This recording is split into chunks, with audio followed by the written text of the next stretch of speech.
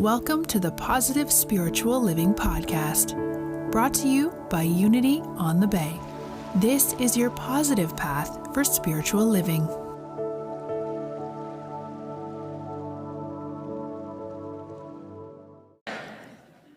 I am clear who is standing here, and how we get clear about who is standing here is what I want to talk about today. So the title of my talk is Homesick for Your Real Self. And I would like to share with you what I believe is the most concise, the clearest, most powerful roadmap back to your authentic self by way of recovery. Now, I'm not talking about recovering from anything. I'm not talking about recovering from some financial, physical, emotional crisis. I'm talking about the recovery of your essential nature of wholeness. I want to talk about the recovery of that part that Genesis talks about, where God looked around at everything it had made and named it good and very good. Say, I'm good and very good. I want to talk about rediscovering your innate sense of worthiness. Let me hear you say worthiness. I want to talk about reawakening where you have fallen asleep. I want to talk about reawakening, and I said this in the earlier service, and we seem to roll with it okay. I want to talk about reawakening to your badass sexiness. Can I get an amen? How many of y'all like feeling sexy? Only 5 of you. I love feeling sexy, but I used to think that my being sexy and my being enough and my being worthy had to do with how much weight I gained or lost, yes? Or how much makeup I had on, or the kind of clothes I wore. But I've come to understand that as long as I was walking around with that heavy illusion, that heavy weight, that somehow God had made a mistake on me, that somehow I wasn't worthy or enough, that as long as I was walking around with that illusion hanging out in my consciousness, that I couldn't suck it up, tone it up, make it up, color it up, no matter how hard I tried. Can I get an amen? Because the illusions of unworthiness and feelings of not being good enough, they are insidious. Say insidious. Insidious means cunning, baffling, and powerful. It means that it sneaks up on you before you even know what's happening. You're making a decision from a place of separation and illusion and unworthiness and not enoughness, and you don't even know it's become such an addiction, such a habit, such a false part of your identity that you're just thinking you're making a decision and not understanding that that's where you're making that decision from. Insidious, cunning, baffling, powerful, and relentless. It ain't gonna give up easy. It shows up as you saying yes when you mean no. It shows up as you're not being able to stand in your truth and speak your truth when it's appropriate for you to stand in your truth and speak it. It shows up as unhealthy boundaries or not having any boundaries at all. It shows up as accepting something that you know in your gut, in your heart, that you don't really want to accept. How many of you have done that before? I remember a while back, I was in negotiations with a potential client. And this client made me an offer that was in their highest interest. Let me say it again. It was in their highest interest. And I was having a really good day up until that point. Insidious. Because I'm having this conversation, and I'm in negotiations, and they offer me something that I know is not in my highest interest, but all of a sudden I started negotiating with myself and saying things like, well, at least I'll get, amen?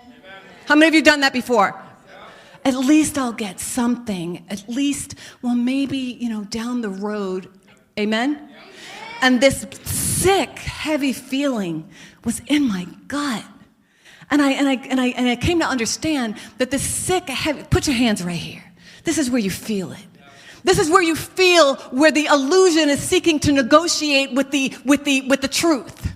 So I was feeling this sickness in my gut, not because I was negotiating with the client, but because the truth of me, the God of me, was trying to outpicture over this unworthiness that was fighting with it. And I went within and I said, "Does that feel good, honey?" I call myself honey. I said, "Baby, does that feel good? What's the matter?" And I was like, "That doesn't feel good. That feels small. It feels like I'm shrinking. It feels like I'm losing my dignity when I do that. Amen?" And I said, I can't make my decision from that place. So I'm not going to make my decision from that place. But here's the thing about the insidious nature of unworthiness. It was like, ha, almost had her. Well, we'll get her through the other door. So it showed up in another way as my saying, "How dare they offer me something like that? I'm Ester Nicholson." And that, it sounded strong, it sounded powerful, but that feeling didn't go away. Because your body does not lie. Say, "My body don't lie." My mother used to say, "Jesus don't let nothing sneak up on me." Because your body will let you know when you are off. Yes? So my coming from that, how dare they offer me that, that did not ease that sick feeling in my gut, because when we are indignant and self-righteous and arrogant, that's just another symptom of unworthiness. It's just another way that it's showing up. So I said, "Oh, I need to get home." Say, "I need to get home." I said, "I need to get home. It's dangerous out here." Maya Angelou says when she's disconnected that she's in danger and she's dangerous. When I'm disconnected, they let her out of the daycare unattended. It's like she needs to get back. Somebody go get her because she's out. I'm like, I'm out. So the fear was out. If I didn't accept what they were offering me, that I wasn't going to have anything. I said, "Whoa, I got to get home." So I sat in my sanctuary, my inner sanctuary, and I did my soul recovery work that I want to talk to you about today. And I came to the decision, or rather the decision came through me, because it was from my realization of the infinite within me that said, I will walk away and leave it on the table, rather than to accept something that is out of alignment with my truth. So I want you to say right now, sometimes I got to leave it on the table. Sometimes I got to walk away. And so I became willing to walk away and leave it on the table and walk away with nothing. But here's the thing about walking away with nothing in the name of truth. You walk away with nothing, but nothing in the name of truth, and the infinite will fill it with that divine something that is beyond your wildest imagination. Walk away with nothing in the name of your value, your worthiness, your truth, your true identity. And the universe will fill it with the infinite something. The universe will fill it with the way when there appears to be no way. And it is from that place that this client and myself, we have the most wonderful, abundant, prosperous, amazing, respectful, honorable relationship. Because all the universe is waiting for is for you to get clear who is standing here. It's already there. This is waiting for you. The universe is like, we can do this all day. I'm just waiting for you to wake up. I love you. You're loved no matter what. We have like a couple of eternities to do this. And so my new definition of sexiness is knowing your oneness with God. And I am so passionate about this topic of reclaiming your worthiness, your enoughness as an expression of God, because so many people come to me for help with addiction issues, with emotional issues, with financial issues, with physical issues. And when we get down underneath and find out what's really going on, we invariably find it's a worthiness issue. It's a deservingness issue. It's a am I good enough issue. Am I good enough for the financial abundance and security that I long for? Am I good enough for the healthy, fulfilling, wonderful, consistent relationships that I long for? Am I good enough to step out of this fear, out of this mud of fear, and step into my purpose and into the life that I am destined for? And I think that the cost of those illusions, that they're just way too high. They're just way too high, don't you? What are they costing you? Are they costing you your dignity? Are they costing you your financial abundance and well-beingness? Are they costing you the price of living your purpose full out? Are they costing you your health? I think the cost is too high. And so I believe that based on my spiritual experience, that one of the most powerful tools and pathways to getting back home is based in the 12 steps of recovery, universal metaphysical principles, and other powerful healing modalities. And I call this teaching soul recovery.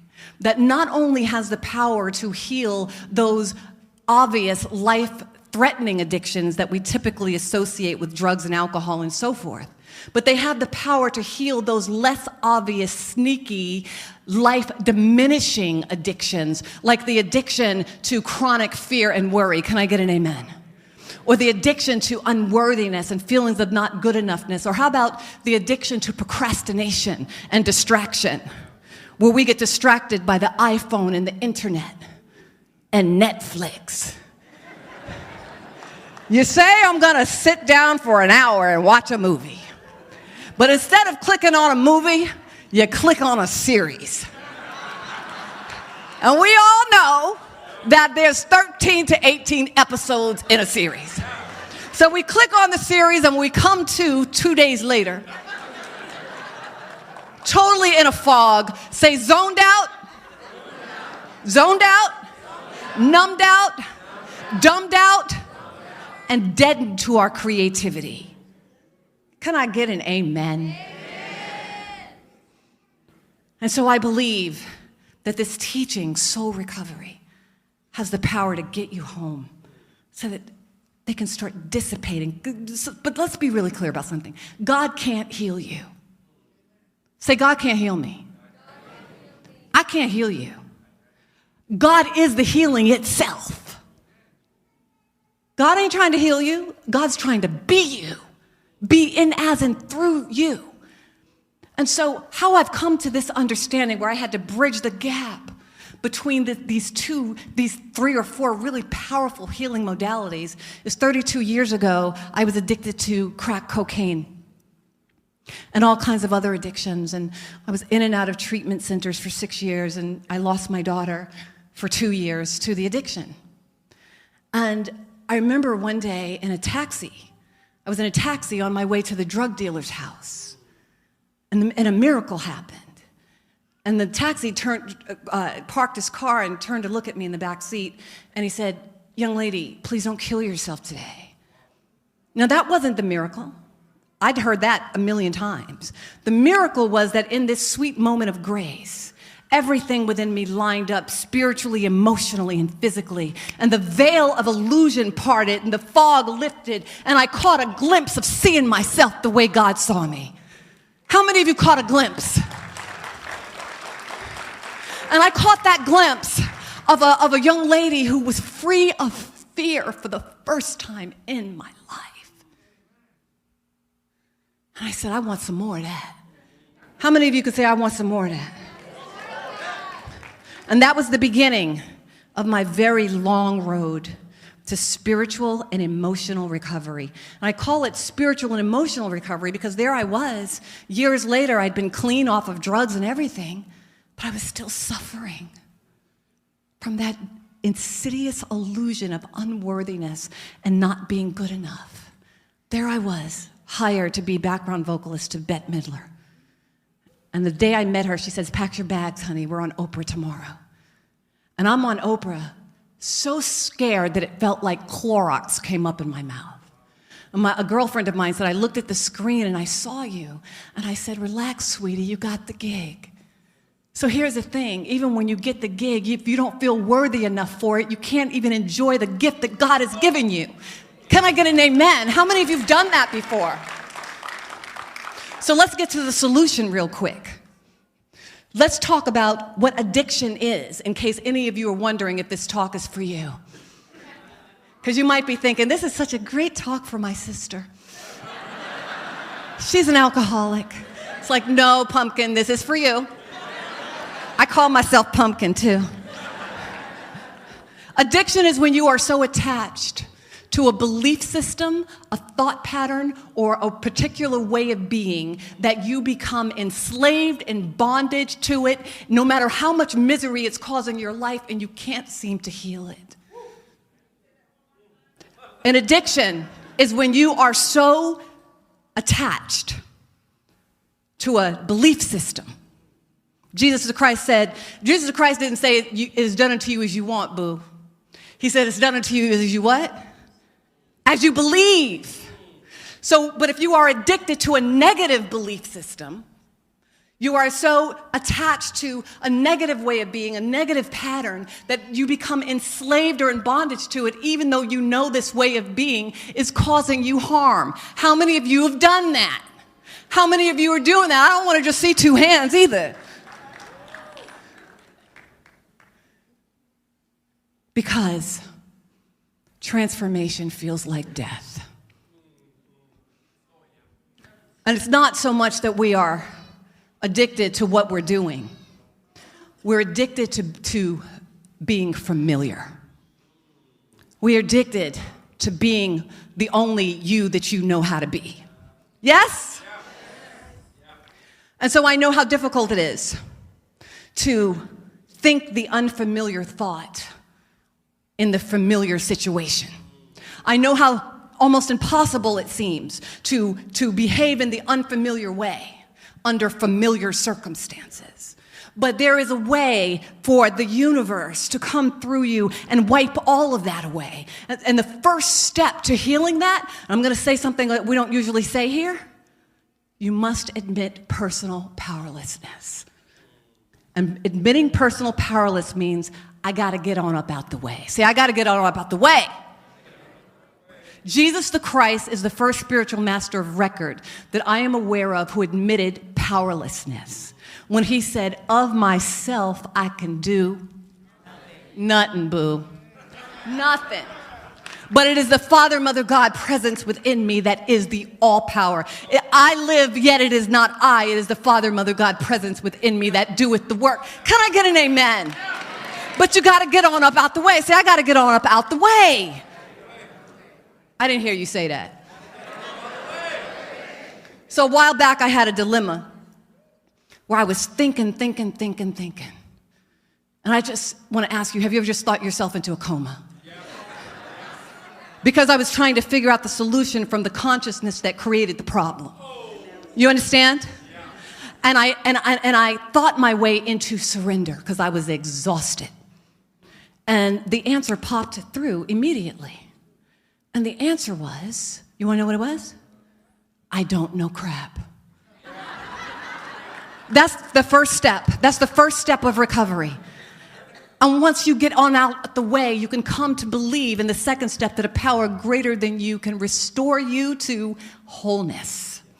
And you can't be restored back to something that was never the truth about you because you were not created out of dysfunction. You were created, you may have been born into dysfunction, but you were created out of greatness. But in order for this power, for you to have access to this power that is always being your greatness, that is always being your wholeness, that is always the truth of who you are, in order to have access to this power and to clear away the mud, clear away the noise that's blocking you from it, you must make a decision in the third step of recovery to turn your will and your life over to the care of God as you understand God. And I'd like to say if the God of your understanding ain't working for you, then it's time to get a new God or it's time to get a new understanding. Because your current understanding is not working. And that's okay. There's no shame in that. You've been conditioned to believe about God in a certain way. That's not going to go away overnight, but there's a path that gets you from disconnection to divine connection. The universe is like, I'm here within you as you. Come home. And then you do this work, which I'm so out of time, so I can't go into detail with you, but if you are pulled to know more about soul recovery, then please come see me in the back. I also have the book and all of that kind of stuff, but I'm going to talk about that for 60 seconds in a little while. But I'm like, blah, blah, blah. Once you come home to your real self, you come to the understanding that unworthiness cannot exist. It doesn't even exist. It's not even anything to be healed. It just never existed. You understand? And you wake up to the fact that you never left home in the first place. Where did Dorothy wake up when she woke up from her dream? In her own bed at home. Safe. Say safety. Safety. I'm at home. So again, if I have said anything that has created an opening within you of like, God, I'm homesick. I'm ready to wake up to home. I'm ready to be home. I'm ready to not be afraid anymore. How many of you are ready to feel safe? How many of you are ready to stop living with anxiety and procrastination and fear? How many of you? I tell you, I can't heal you, but I know how to get you home. And it is in home that you are healed. Yes? Why?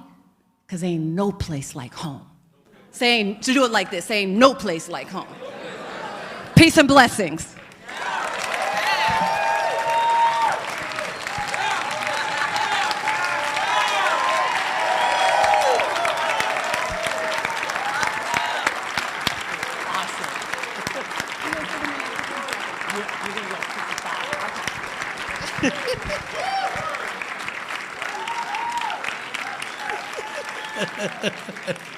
Sit. You're eating up her 60 seconds for later. As our ushers come forward, just going to remind you that, yes, the home that Esther is talking about is within you. And very much so, when we come here on Sundays, we get reminded of that fact. We get reminded of that truth. And so your giving today and your giving to Unity on the Bay really provides that safe space for us to know our true home and to allow others to know their true home. If you are watching on Facebook Live, we invite you to also click the donate button, because it is through your giving through Facebook Live that we're able to enhance the ways in which we show up outside of this Unity on the Bay walls. And so I'm going to invite you, as you have been preparing your love offering, to infuse it with the gratitude of the reminders that you receive when you are connected to Unity on the Bay. I'm going to invite you to, if you feel comfortable, to place it in your heart, on your heart, actually in, on, through, and as your heart. Take a deep breath and say our offertory blessing together. Divine love that I am blesses all that I give and all that I receive. Amen. Hello? Yes. All right. We hope you enjoyed this episode of the Positive Spiritual Living Podcast, brought to you by Unity on the Bay, a spiritual community located in Miami, Florida. Unity on the Bay is supported by the generosity of its community. If you'd like to make a donation or learn more about Unity on the Bay, please visit unityonthebay.org. You can also follow Unity on the Bay on Facebook, Instagram, and Twitter for even more positive spiritual inspiration. Until next time, thanks for listening and many blessings. Namaste.